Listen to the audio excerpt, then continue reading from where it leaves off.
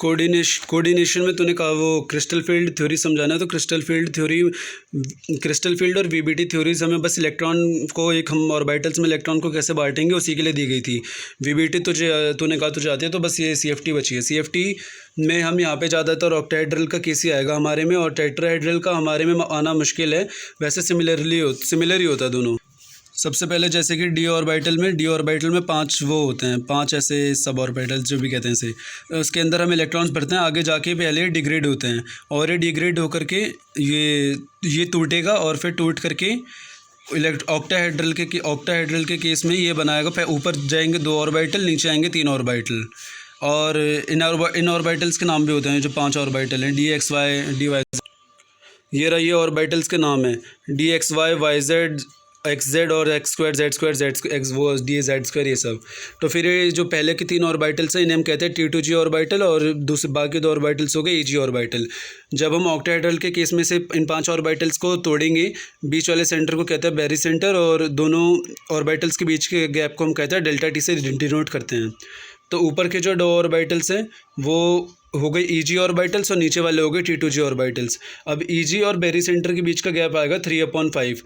2 यहाँ पर हैं, 3 बचे, तो फिर 3 यहाँ पे आ गए और टोटल 5 ऑर्बिटल्स थे तो 3/5। सिमिलरली अब हमने इसको अगर हमने सेंटर माना है तो इस एक्सिस के ऊपर वाला पॉजिटिव होगा, नीचे वाला नेगेटिव, तो यहाँ पे नेगेटिव का साइन आ जाएगा। 3 ऑलरेडी यहाँ पर है, 2 बचे तो 2/5। ये बस ऐसे याद करने का तरीका है। फिर हमारे पास एक ये आएगा डेल्टा टी, जो टेट्राहेड्रल के लिए हमारे पास मतलब ये वो है क्रिस्टल फील्ड स्टेबलाइजिंग एनर्जी का इक्वेशन, जो कि आगे कहीं यूज़ आ सकता है, वैसे बोर्ड में कम आएगा।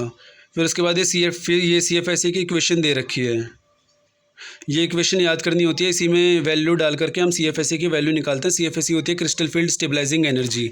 इसमें 3/5 delta naught in n EG orbitals में कितने इलेक्ट्रॉन्स हैं, इसमें नंबर ऑफ इलेक्ट्रॉन्स 3/5 इंटू जब भी हम इलेक्ट्रॉन्स भरेंगे तो EG में कितने इलेक्ट्रॉन्स आ रहे हैं। सिमिलरली 2/5 T2G में कितने और इलेक्ट्रॉन्स आए हैं, और फिर Z इंटू P है हमारी पेयरिंग एनर्जी, जो कि क्वेश्चन में दी होगी तो लिखनी है, वरना ऐसे ही छोड़ देना। और Z होता है हमारा वो नंबर ऑफ पेयर्स।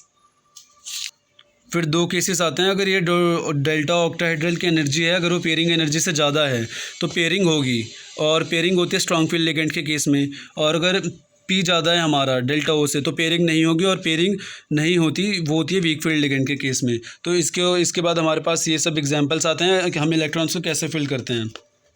एग्जाम्पल के लिए हम D4 भी लेते हैं। अगर हमें 4 इलेक्ट्रॉन्स भरना है किसी कंपाउंड के, तो फिर हम उसको कैसे भरेंगे। सबसे पहले तो हमने 5 ऑर्बिटल्स बना दिए। हम पहले केस ले रहे हैं वीक फील्ड लिगेंड का, जिसमें पेयरिंग एनर्जी ज़्यादा होती है। तो वीक फील्ड लिगेंड में सबसे पहले हमने 4 इलेक्ट्रॉन D ऑर्बिटल में डाल दिया। अब उसके बाद 2 ऑर्बिटल ऊपर EG के, T2G के 3 नीचे।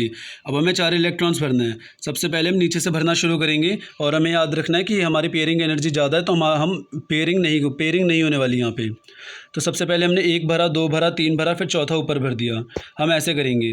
फिर और अगर हमारे पास स्ट्रॉन्ग फील्ड लिगेंड दे रखा है तो हम इन 4 को भरने के लिए सबसे पहले तो वीक फील्ड लिगेंड के केस में हम यहाँ पे पहले 1 भरेंगे, फिर 2, फिर तीसरा, और चौथा हम ऊपर नहीं भरेंगे क्योंकि पेयरिंग होगी, तो चौथा हमारे यहीं पे आ जाएगा। सिमिलरली अगर हमें 6 इलेक्ट्रॉन्स भरने होते तो छठा, 5वां और छठा हमारे यहाँ पे आता, और फिर 7वां भरना होता तो 7वां यहाँ पे आता। और अगर स्ट्रॉन्ग फील्ड लिगेंड के केस में और इलेक्ट्रॉन्स भरने हैं, वीक फील्ड के केस, अगर वीक फील्ड के केस में जैसे कि अगर हमें 7 इलेक्ट्रॉन्स भरने हैं तो पहले 1, 2, 3 पहले सारे ऊपर वाले और नीचे वाले भर देंगे एक एक करके, फिर नीचे से फिर से भरना शुरू करेंगे। ये 5 हमने भर दिए, 6 और 7 यहाँ तक हो गए। ये ऐसे एग्जाम्पल के लिए था। अभी हम D4 का कर रहे हैं। तो फिर हमने ऐसे इलेक्ट्रॉन भर दिए। उसके बाद हम CFSE निकालते हैं। CFSE में सबसे पहले हमें देखना है, जैसे कि अगर हम वीक फील्ड लिगेंड वाले देखें तो उसमें हमारे नीचे वाले T2G ऑर्बिटल्स में 3 इलेक्ट्रॉन्स आए हैं, और ऊपर वाले EG में हमारे पास आया 1 इलेक्ट्रॉन। CFSE की हम इक्वेशन में वैल्यू डालेंगे। सबसे पहले 3/5, और फिर ये कितने इलेक्ट्रॉन्स ऊपर वाले में है।